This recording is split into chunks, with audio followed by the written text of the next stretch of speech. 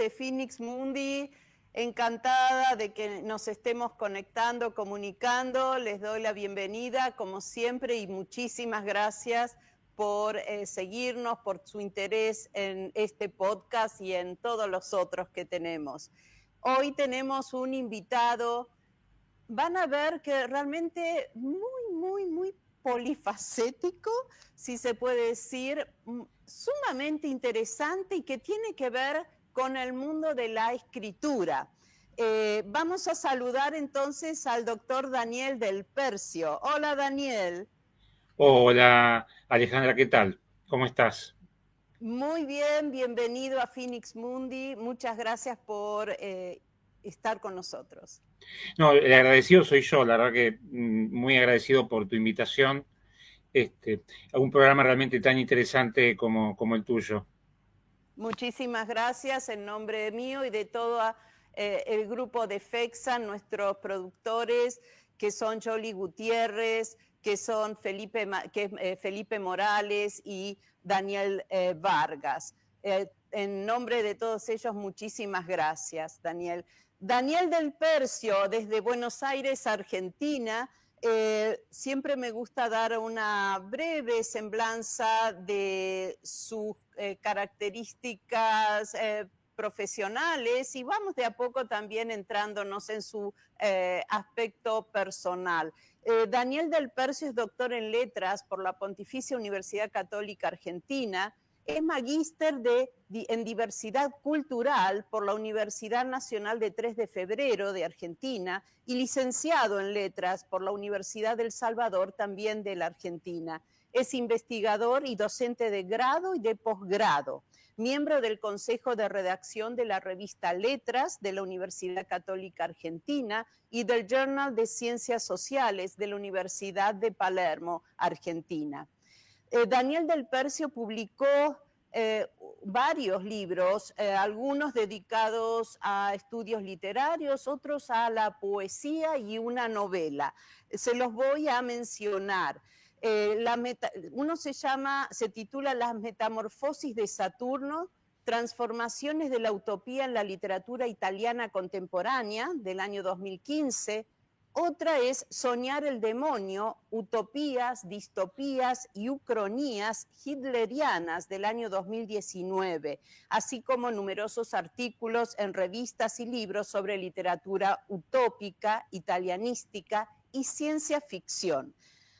Daniel Del Percio publicó además los poemarios titulados Archipiélago, de 2007, Apuntes sobre el Milagro, 2008, Bautismo de la Memoria, 2014. Este libro obtuvo la faja de honor de la Sociedad Argentina de Escritores de la Argentina, valga el dicho, 2015, El peso de la luz, de 2016, y un volumen de microrelatos titulado Criaturas, de 2016.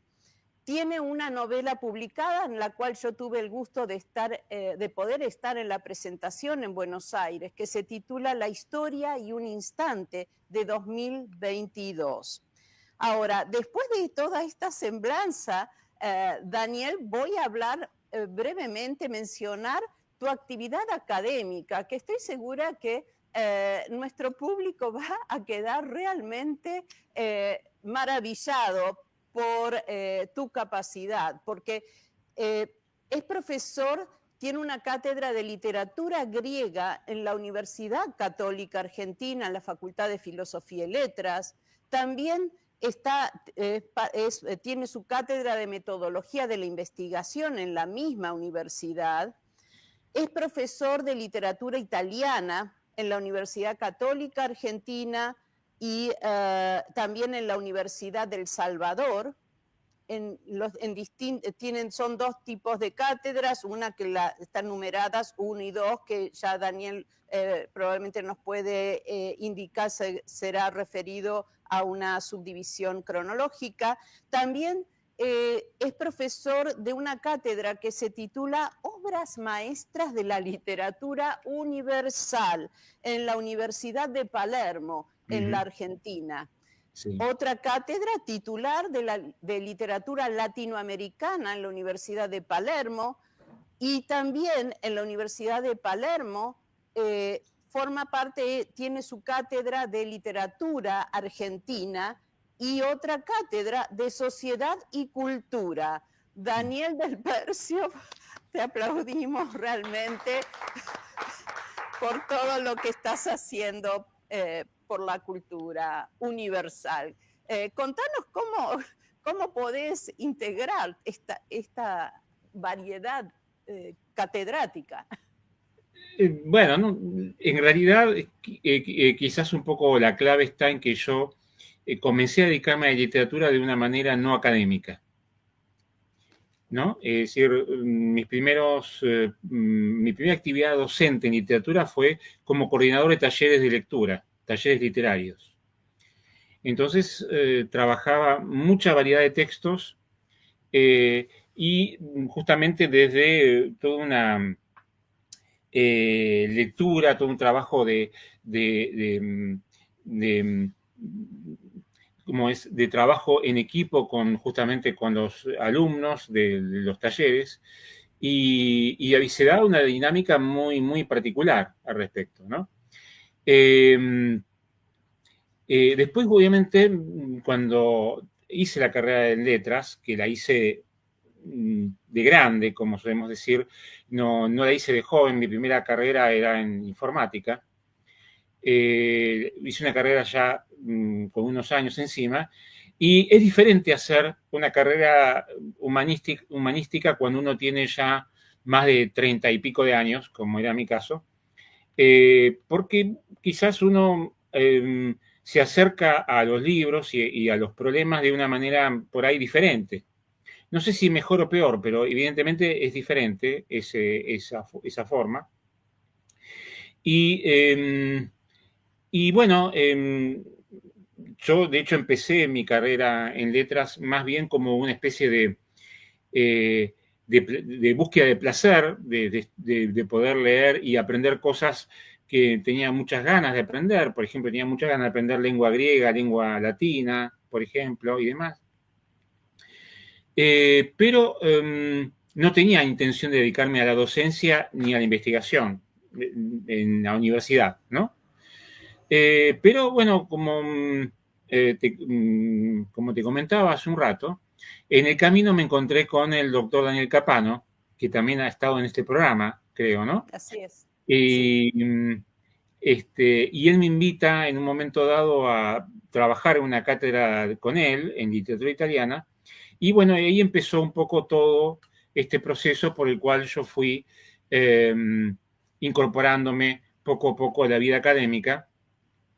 Y bueno, un poco también como una de mis líneas de investigación tiene que ver con la literatura comparada, fundamentalmente, es que justamente desde la literatura comparada uno puede moverse quizás con, no digo con plasticidad, pero por lo menos con cierta solvencia entre distintas áreas, justamente. De hecho, muchos de los trabajos que publiqué tienen esta característica de comparatista, ¿no? Por ejemplo, literatura italiana y argentina comparadas, ¿no? O, bueno, desde la ciencia ficción, que es algo que yo tengo como algo muy querido, particularmente porque es la literatura de mi adolescencia, la ciencia ficción, y que entonces de alguna manera me acompaña por eso. También sirvió un poco de núcleo, ¿no? Estudiar un poco la ciencia ficción latinoamericana, por ejemplo, que es algo un poco conocido, donde muchas veces se discute hasta qué punto lo que se hace en Argentina, por ejemplo, como ciencia ficción, es ciencia ficción en el sentido estricto de la palabra, ¿no? Bueno, temas realmente interesantes de ver. Y bueno, pues un poco, esto se debe un poquito a eso, y también un poco a una curiosidad, bueno, más o menos natural que tengo, digamos, ¿no? Entonces, Daniel, para continuar haciendo una aproximación a tu mundo literario, ¿qué autores, digamos, te calan hondo, te llegan más profundamente como lector de las literaturas italiana, latinoamericana y griega. ¿Y por qué? Brevemente te lo pedimos, por favor. Bueno, mira, la lista sería larga. Si yo te tengo que nombrar, por ejemplo, Me imagino. dos autores de cada una, por ejemplo, te diría de la literatura italiana, Giacomo Leopardi e Italo Calvino, ¿no? Obviamente Dante, pero Dante lo dejo como algo omnipresente ahí, digamos, ¿no? Pero Leopardi y Italo Calvino me parece que son dos figuras enormes. En la literatura griega, Esquilo y Sófocles, indudablemente, ¿no? Sobre todo con la obra de Sófocles, yo tengo un vínculo muy, muy intenso, es una obra que me moviliza muchísimo. Y en literatura latinoamericana, sobre todo, la figura de Juan Rulfo, ¿no? Que me parece increíble, ¿no? Pedro Páramo, por ejemplo, es un texto que yo doy repetidamente en la Universidad de Palermo, y, y, posiblemente es uno de los textos más fascinantes de la literatura latinoamericana, por lo menos desde mi perspectiva, ¿no? Te pregunto, ya que, perdón, nombraste a Pedro Páramo y algo que circula mucho es compararlo con la versión de Netflix. No sé si han accedido en Buenos Mira, Aires. la tengo en lista para verla. Okay. Bueno. Todavía no la he visto, así que no puedo opinar. Sí he visto una película muy anterior, de los años 60. Hay una película en blanco y negro de aquella época que sigue bastante al libro original, que no es de gran calidad, me parece, la película, pero tiene el tremendo mérito de haber podido llevar al cine una obra tan compleja. No es una obra fácil de llevar al cine, digamos, ¿no? Es un trabajo. Así que, bueno, veré un poco cuando tenga la oportunidad de verla. Tengo, por ejemplo, de estas versiones de Netflix, tengo pendiente justamente no solamente Pedro Páramo, sino también El Gato Pardo, ¿no? Que La es vi el una otro día, serie que han sí. hecho sobre la novela de Lampedusa, que la tengo ahí también pendiente para ver, Muy bien, ¿no? muy bien. Y en tu escritura, evidentemente, y vos lo mencionaste, te atrae la ciencia ficción. ¿Qué es lo que te ha traído siempre o te atrae para escribir en ese género de ciencia ficción, Daniel, por favor? Muchas cosas, pero sobre todo la construcción de mundos que ofrece la ciencia ficción, ¿no? Es decir, uno puede como liberarse del realismo, ¿no? En cierto punto, y trabajar por ahí desde la creación de mundos donde más cosas son posibles. De todas maneras, igual te digo que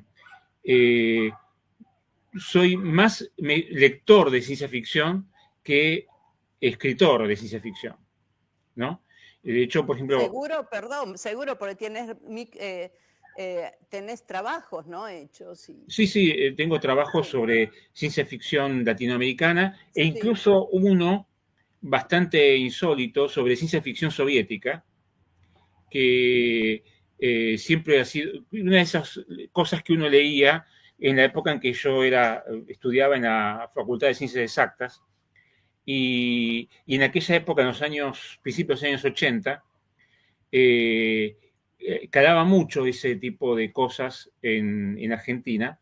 Entonces seguíamos mucho a autores como Stanisław Lem o los hermanos Strugatsky, por ejemplo, que son de una enorme originalidad, ¿no?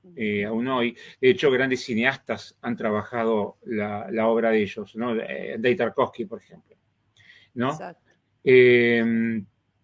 Y ¿Y te parece entonces, perdón, Daniel, que entre los géneros literarios, la ciencia ficción, digamos, tiene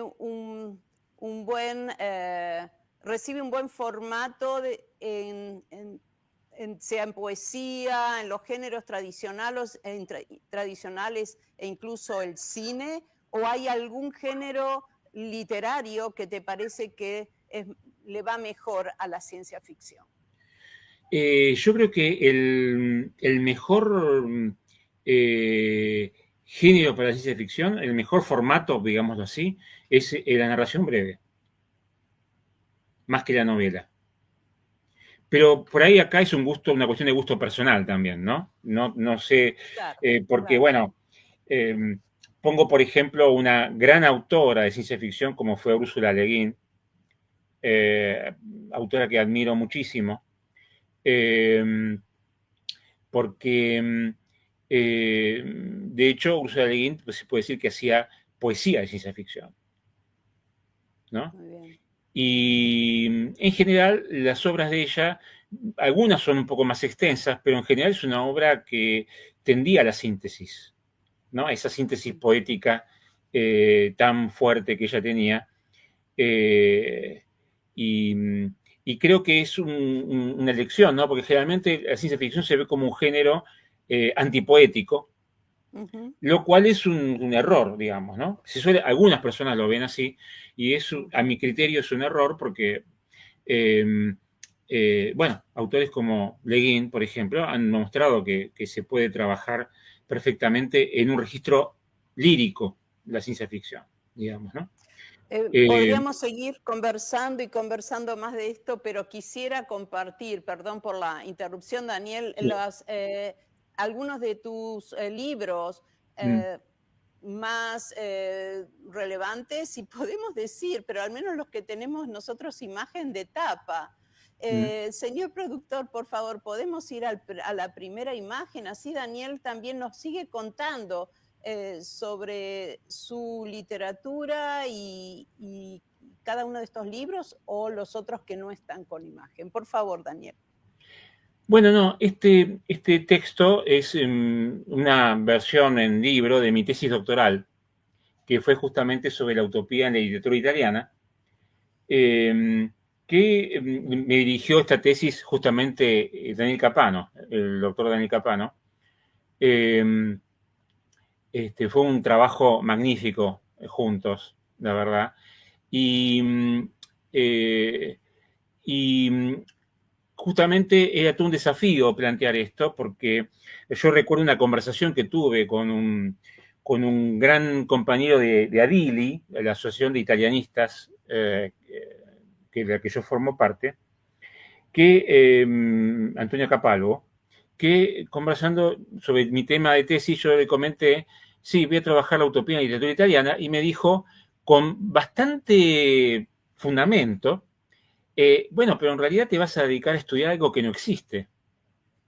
Porque claro, la utopía es sobre todo anglosajona. La literatura utópica es mayoritariamente literatura inglesa.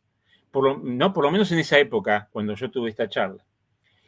Y yo dije, sí, tenés razón, pero la cuestión sería pensar la literatura utópica no en el sentido estricto del término, no en el sentido de la utopía de Tomás Moro, por poner un ejemplo, o la Si podés, distopía perdón, Daniel, precisar cuando utilices esta categoría, utopía, distopía, precisar a qué te referís, básicamente.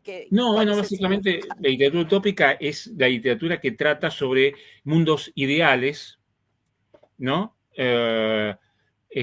Mundos supuestamente perfectos, ¿no? Y obviamente lo distópico sería lo antiutópico, es decir, los mundos de pesadilla. Por ejemplo, 1984 de Orwell, para poner un caso muy conocido. Es decir, un poco cómo aparecen estos géneros de ficción dentro de la literatura italiana, ¿no? Entonces, planteé la tesis conjuntamente como, primero, todo un desarrollo teórico sobre el concepto de utopía, ¿no? Y cómo pensar la utopía, es decir, no como, o sea, tratar de encontrar una fórmula un método formal para pensar la utopía y no tanto contenidista, ¿no? Es decir, no basarse tanto en lo que se cuenta, sino justamente cómo lo que se cuenta o ese mundo ideal que se cuenta funciona con el contexto de recepción.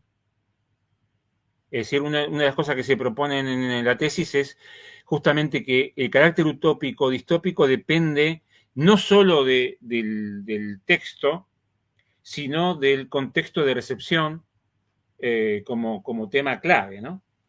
Y entonces hago como un recorrido por 3 autores clásicos italianos, Dante, Tommaso Campanella y Giacomo Leopardi, como para rastrear los aspectos de la utopía ahí.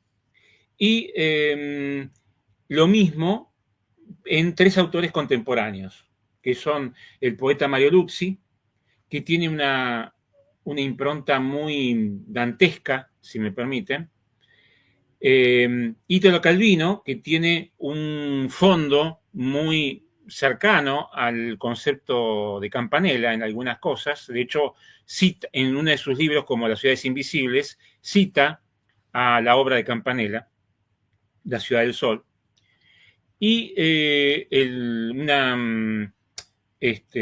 una tercera parte dedicada a un autor contemporáneo, Claudio Magris, que tiene una impronta leopardiana, basada en Leopardi, muy fuerte. Ese es un poco el libro eh, que llevó mucho trabajo, digamos así, pero que me dio muchas satisfacciones. Me imagino que sí, una maravilla. Tenemos una imagen ahora que no está relacionada a un libro tuyo, sino una actividad académica. Por favor, si pasamos a esta imagen de Dante Alighieri, ¿qué están organizando con la Universidad del Salvador de Argentina, Daniel? Bueno, eso es una actividad que tiene que ver con el Dante Dí, es decir, el Día de Dante, que es justamente el martes próximo, ¿no? Y esta actividad normalmente se hace todos los años con diferentes enfoques. Y este año Adili, la Asociación de Italianistas, junto con la Universidad de Salvador, decidió organizar esta actividad donde participamos, bueno, el profesor Daniel Capano, que, bueno, esto supongo que ya incluso lo han charlado en el programa, tiene 2 libros sobre Dante y está trabajando en un tercero sobre el paraíso de Dante. Sí. Sí, y una profesora de Italia, Silvia Tatti, y yo, ¿no? Que vamos a hacer como un panel justamente para abordar esto, que ahora no tengo muy presente exacto la hora, creo que son las 14:30 del día martes próximo. Sí, Hora está ahí argentina. incluso con un QR para inscribirse sin cargo, así que Sí, cualquiera que lo desee puede estar asistiendo, ¿no? sí, es una actividad virtual, así que se pueden conectar desde cualquier lado, simplemente creo que necesitan inscribirse nada más. Sí, es 2:30 p.m. hora argentina, así que cada uno después hace las cuentas. En Arizona ahí ya lo tendríamos a las 10:30 a.m., ¿no? Por la mañana. Pero bueno, después esto va a estar también, supongo, en el canal de YouTube del Salvador, ¿no es cierto? Sí, en general la Universidad de Salvador después deja en YouTube el video, así que si los que no puedan conectarse en ese momento van a poder ver el video después.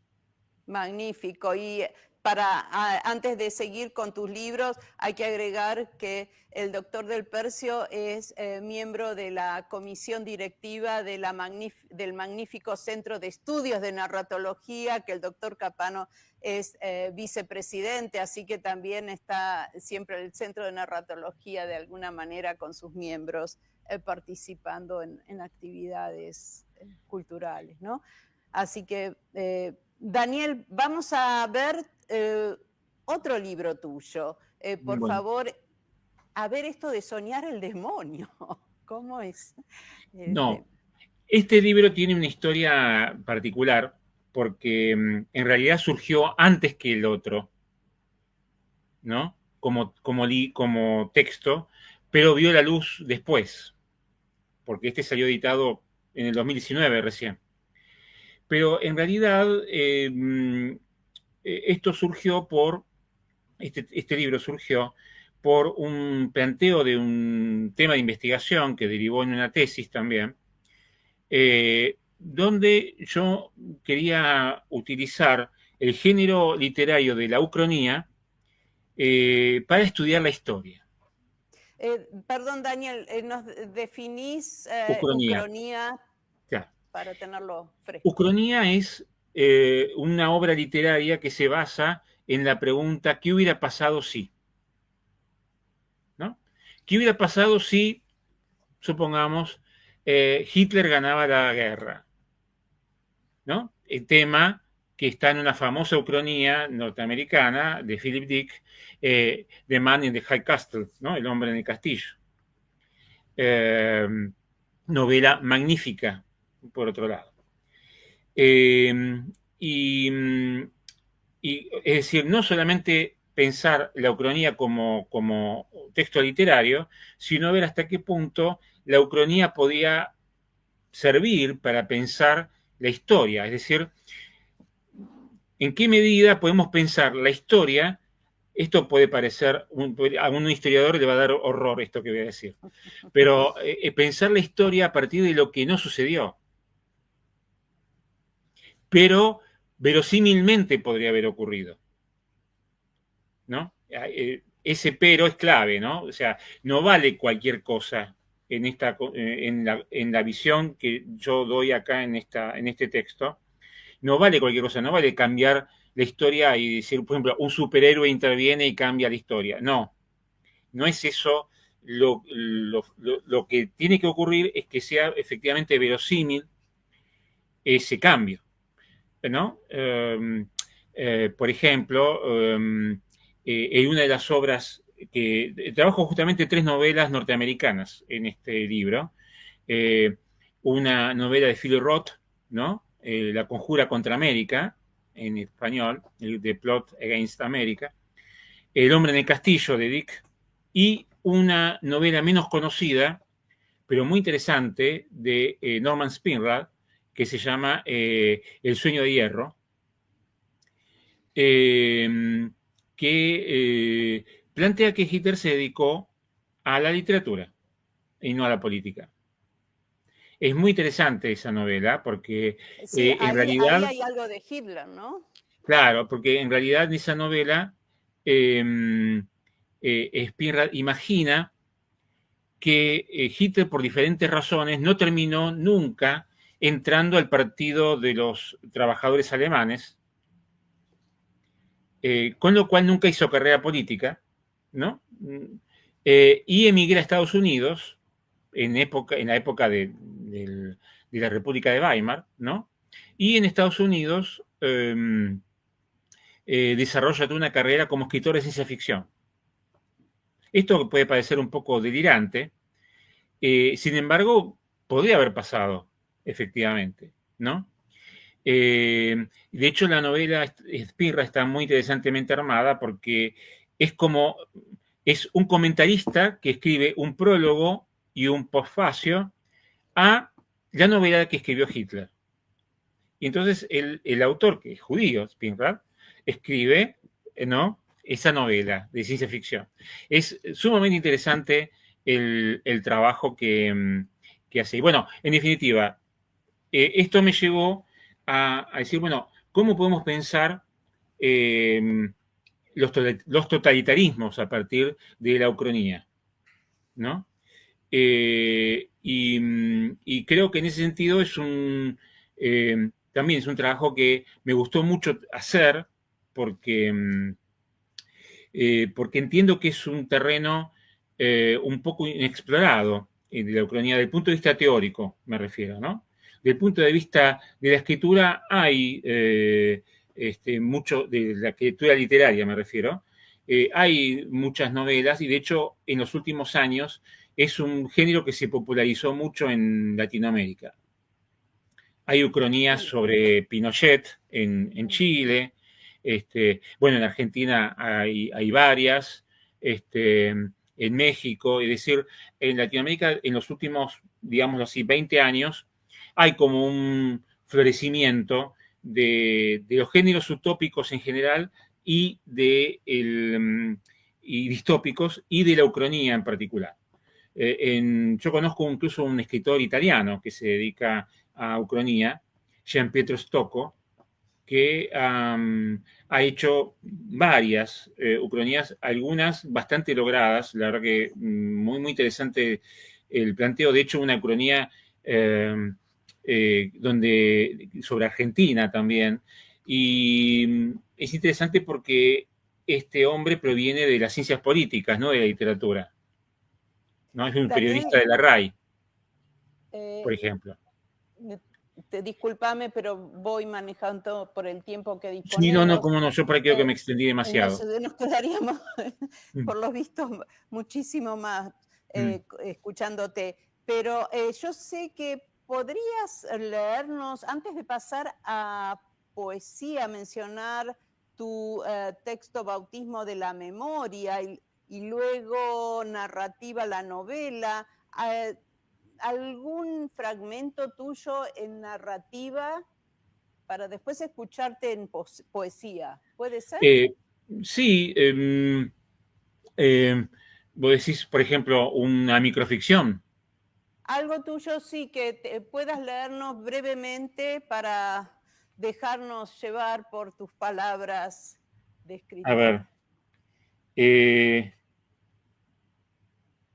Porque tenés también microrelatos, ¿no? Publicados. Claro, podría leer un microrelato, si les parece. Por favor.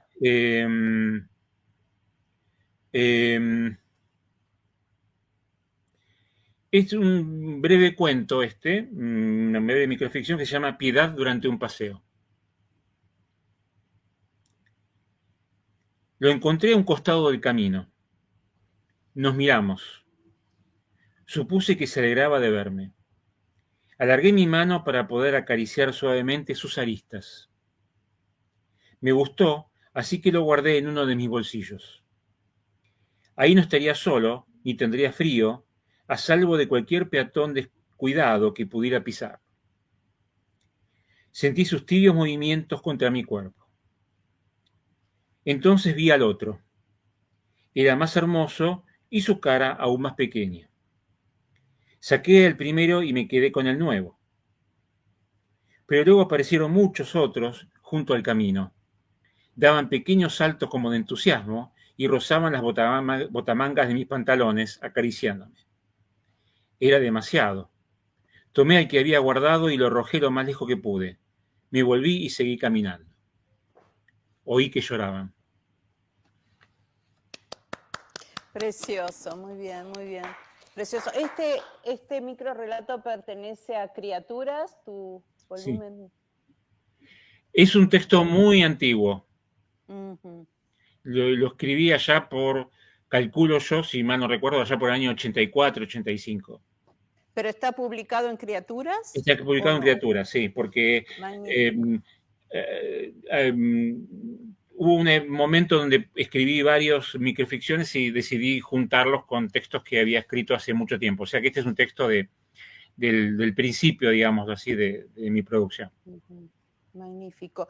Y como poeta, entonces, ¿cómo es tu relación con la poesía? Vamos a la próxima imagen de Bautismo de la Memoria, por favor.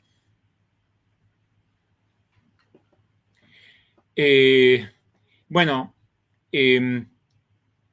la relación con la poesía es complicada, porque yo de hecho empecé escribiendo prosa, narrativa breve.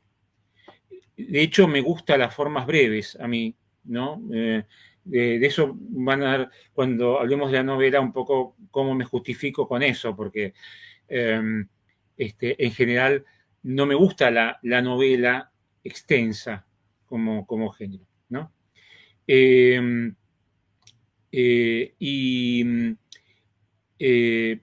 con la poesía, yo sentía durante muchos años que yo no era para la poesía, pero bueno, esas cosas que pasan en la vida, ¿no? En un momento dado, uno de golpe descubre que por ahí tiene un vínculo con la imagen poética muy intenso y empecé con la poesía hace ya bastantes años. Y de hecho el primer libro que publiqué solo fue de poesía, Archipiélago, ¿no? Este libro en particular tiene una carga emocional muy especial porque tiene que ver con la muerte de mis padres, con lo cual tiene toda una carga especial. Al punto, voy a contar una anécdota personal en este aspecto. Cuando yo estaba armando el libro, me ayudó mucho mi esposa, Adriana Cid, y, y justamente fue una ayuda enorme porque, claro, yo de golpe gracias a ella me di cuenta que no podía poner en el libro todo lo que yo quería poner, que tenía que reducir el libro, ¿no? Y esto demuestra también lo complejo que es armar un libro a partir de cosas que uno estuvo produciendo a lo largo de muchos años. De hecho, si fijas, tiene un subtítulo que abarca muchos años, ¿no? Y claro, son todos esos años de producción poética que en realidad es mucho más, no sé, mucho más, pero es más que lo que el libro tiene. Y bueno, eh, fue realmente un trabajo difícil acotar el contenido del libro, ¿no? ¿Tenés, Incluso, por ejemplo, algo para leernos, Daniel? ¿Puede ser? sí, cómo no. Eh, eh,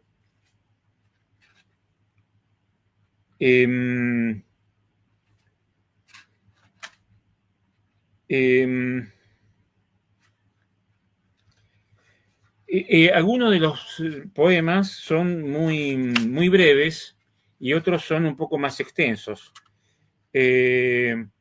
Si, si te parece, por ahí puedo leer uno muy breve y otro un poquito más largo. No, no Bueno, sé por favor, cómo. te escuchamos porque estamos ya un poco en el límite del tiempo y me Dale, gustaría dale. que hablaras de la novela tuya. Sí. Bueno, este es el poema que abre el libro, ¿no? Canto, cabo en oración, para encontrar las aguas nocturnas del que ha enmudecido. Hay que bautizar a Dios en nuestra sombra. Y, y voy a leer otro que tiene un nombre. Este se llamaba Umbrales. Este, el que leí antes, este se llama Estigia. Y dice, dejo caer una piedra en el agua, y en el chapoteo de la luz, ese fragmento de eternidad, inconclusa y habitada por la convicción de desiertos desaparecidos, flota sobre la noche de la laguna con su color de sangre. Mi rostro, con el peso de muchas vidas que no conocí, móvil y centellante hasta este instante, se hunde ciegamente para encontrar un barro secreto. Ya no veo sino la piedra en el agua, maciza y leve en su cuna. Ha de ser por estas ideas sin ley ni música que toda visión se vuelve incierta, como una pregunta no articulada, una presbicia que solo se sufre entre los espejos, un viento que sin saberlo atrapa en el abrazo intangible de un perfume cercano. No sé si mi rostro realmente está allí, en el fondo, ajeno a soles, lluvias y sequías, o si soy yo quien lo ha sembrado en mis propias aguas. ¿Acaso no importe? Pero sucede. ¿Acaso los reflejos pesan más que el propio mundo? ¿Acaso la luz es el desierto que no se llena de mí y que debo atravesar solo? Bello. Muchas gracias, Daniel. Muchas gracias. Y bueno, como siempre decimos a nuestro público, comentarios, siempre bienvenidos, así lo recibimos y apoyan este programa. Y entonces, Daniel, vamos a la otra obra que es tu novela titulada La historia y un instante, ¿no? Es un título así, un oxímoron, ¿no? Extremo, y trata sobre la guerra de las Malvinas, ni más ni menos, tan especial, tan están del corazón de los argentinos en particular. Entonces, ¿quisieras darnos algunas puntualizaciones sobre, has trabajado, hay material histórico acá, hay un enfoque literario, y entonces también me gustaría preguntarte si vos crees que el texto literario puede ofrecernos una mejor aproximación de tipo realista a un hecho comparativamente al texto histórico. O sea, si el texto literario nos da una mejor aproximación que un texto histórico con respecto a un hecho, en fin, hay mil cosas para hablar, te escuchamos por lo que vos desees. Bueno, mira, por lo pronto el libro surgió de una profunda tristeza que yo tenía por el país. Y obviamente también por el hecho de que yo hace mucho tiempo quería escribir una ucronía sobre Malvinas. Y el tema, como siempre pasa con las ucronías, es, bueno, desde mi perspectiva, hay quienes tienen otra perspectiva, y la respeto perfectamente, pero desde mi perspectiva, la ucronía tiene que ser verosímil, es decir, lo que pase tiene que ser efectivamente posible, no tiene que ser no puede haber un deus ex machina ahí, digamos, ¿no? Tiene que ser algo puntual y concreto. Y yo me basé en hechos que efectivamente ocurrieron. De hecho, hay todo un material histórico que yo resumo en la primera página, hago como una introducción donde marco las fuentes, incluso fuentes que no son textuales, fuentes que son fotográficas, o incluso de humor gráfico, ¿no? Hay una viñeta que se burlaba de los candidatos al peronismo, por ejemplo, en el año 83, que está presente acá, y demás, ¿no? Porque, claro, el planteo de la novela es que Argentina gana la guerra de Malvinas a partir de un hecho muy complejo, ¿no? Pero que se resume en el hecho de que hay un piloto que por ciertas circunstancias termina en una misión, ciertas circunstancias personales de él, ¿no? Termina en una misión que tiene como objetivo atacar a un portaaviones británico, el portaaviones Invencible. Este ataque se dio en la historia real de la guerra. Que hay mucha controversia si efectivamente el portaaviones fue dañado o no, eso yo no voy a tratar, pero el ataque existió. En esta visión ficcional, este piloto se estrella contra el avión, contra el portaaviones, y el portaaviones se hunde, lo cual deja a la flota británica sin protección, y evidentemente eso lleva a la derrota británica en la guerra. Y todo esto lleva a su vez al ascenso, porque claro, uno diría, una victoria en una guerra debe llevar necesariamente el país a un futuro mejor. Ese es digamos, justamente lo que yo planteo acá es no necesariamente, porque a veces los triunfos nos enceguecen y nos hacen que nos cometamos errores muy graves. Bueno, en pocas palabras, ¿qué ocurre después de la victoria argentina? Que el almirante Emilio Macera queda como presidente democrático, entre comillas, de la Argentina. Es decir, un ex miembro de la Junta Militar de la dictadura del 76 termina siendo presidente a través de elecciones libres. Lo cual tampoco es caprichoso, porque efectivamente, y este es un dato que pocos argentinos recuerdan, pero efectivamente fue así, Macera fue precandidato a presidente en el año 83 y por una serie de acontecimientos fortuitos no lo logró, pero era candidato en el 83. Claro, ustedes imagínense en un contexto donde Argentina gana la guerra y hay toda una carga nacionalista tan fuerte puesta, cómo una figura como esa no podía no llegar al poder. Y entonces, bueno, este es un poco el planteo del mundo, o mejor dicho, de la Argentina que se plantea aquí.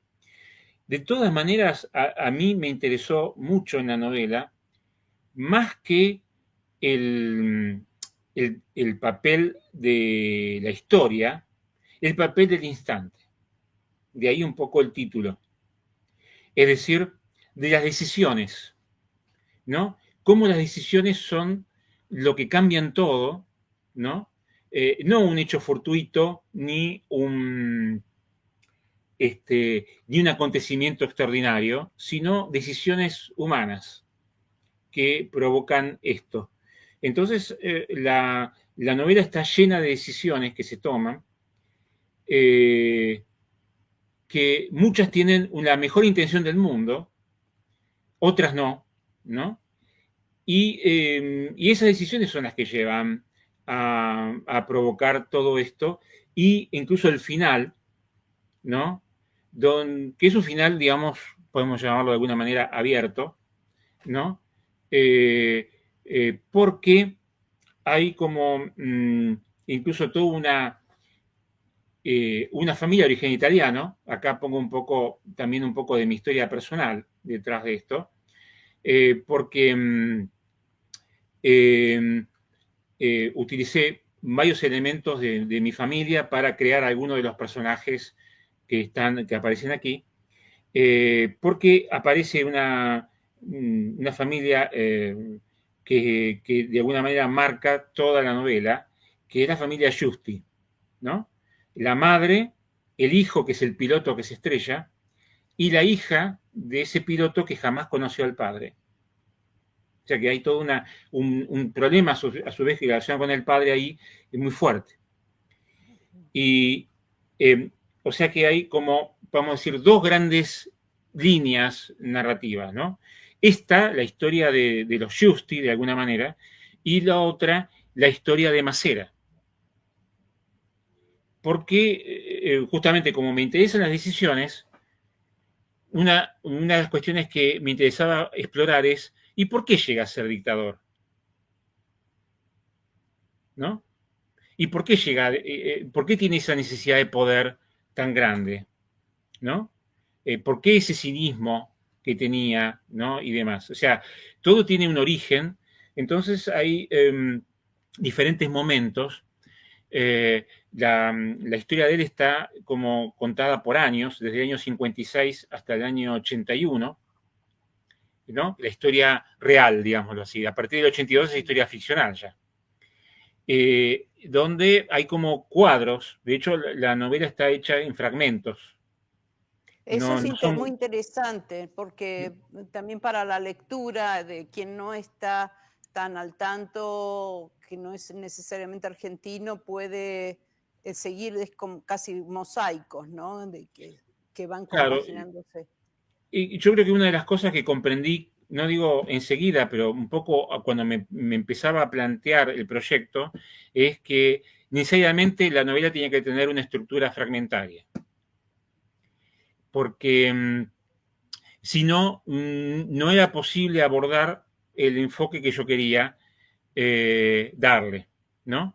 Entonces opté por este formato de fragmentos. Algunos son fragmentos muy chiquitos, de 3 o 4 renglones, y otros son un poco más grandes, de 4 o 5 páginas, ¿no? Pero en general, eso. Y una cosa que me surgió también desde el comienzo, perdón, cierro esto, ¿no? Sí. Es que la secuencia del ataque al portaaviones está contada al revés. Es decir, desde que el portaaviones se hunde hasta que Justi toma la decisión de estar en la misión.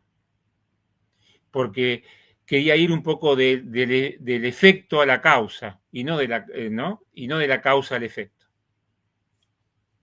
Bueno, Daniel, te agradecemos muchísimo porque En un rato nos has paseado de una manera emocionante y profunda por tantos temas tan diversos, por géneros literarios. Acá tenemos un mensaje de Diana Salem que dice: excelente presentación de un poeta, sobre todo que incluye a un gran crítico y un novelista extraordinario. Bueno, creo que en ese mensaje nos está sintetizando a cada uno de nosotros lo que pensamos, lo que sentimos después de haberte escuchado, Daniel. Yo digo, Muchísimas porque Diana gracias. Salem hizo una reseña magnífica de tanto de Bautismo de Memoria como de esta novela. Sí, verdad, verdad. Y ella estuvo también acá en dos podcasts atrás, interesantísima, excelente escritora y crítica literaria también. Daniel, muchísimas gracias por estar con nosotros. Lo mejor para vos, para todos tus proyectos tan diversos y tan profundos, ¿no? Porque eso es lo interesante, que no solamente estás en lo diverso, sino que profundizás y con un cuidado en cada uno de tu escritura, en cada detalle, que no deja de emocionarnos realmente y de hacernos pensar. Bueno, Lo yo, mejor. Alejandra, te quería agradecer una vez más la invitación. La verdad que para mí fue un placer conversar con esto. Y además, bueno, cuando uno conversa de literatura se quedaría conversando horas de este tema. Nos falta un cafecito, allí como para hacerlo más armonioso a la distancia, pero bueno, en Ahí fin, está, ahí ahí está. está. El cafecito siempre presente en la mesa de escritores y de pensadores. Bueno, Daniel, tus libros, entiendo, se pueden conseguir por Amazon todos. ¿Cómo es el modo? Soñar el demonio y la metamorfosis de Saturno, sí. Bautismo, perdón, la historia de un instante se puede comprar por internet, no está en Amazon, pero lo vende la editorial por internet y lo envía, ¿no? Y se puede comprar en ebook también. Perfecto. Ah, en Eh, ebook también. sí, Magnífico. y Bautismo de la Memoria es difícil de conseguir. Es un libro que no. Pero si alguno lo quiere, yo se lo obsequio, no tengo ningún problema porque tengo varios. Así Qué que, maravilla, no, qué digamos, generoso. nadie escribe un libro de poesía para venderlo, digámoslo así, Qué ¿no? generoso. Bueno, Este, te encuentran, supongo, en Instagram, te encuentran en Facebook, ¿no es cierto, Daniel? no, Facebook no. Ok. Instagram, tengo un usuario de Instagram, sí, eh, Ujú. pero no Facebook, no tengo. Bueno, entonces te buscan por Daniel del Percio en Instagram. Sí, sí, sí, me pueden buscar por ahí. O eh, creo que no tengo ahora el nombre de usuario que tengo en Instagram porque lo uso Bueno, poquísimo. Yo soy anti redes sociales, ese es el tema. está bien, no te preocupes, sino nomás acá en nuestro sitio de FEXAN, en comentarios, después del podcast lo pueden hacer y ya nos contactaremos contigo o vos directamente, ¿no? Perfecto. Así que bueno, muchísimas gracias nuevamente y a nuestros amigos de Phoenix Mundi les agradecemos enormemente su seguirnos, a FEXA, Media, Centro Cultural también.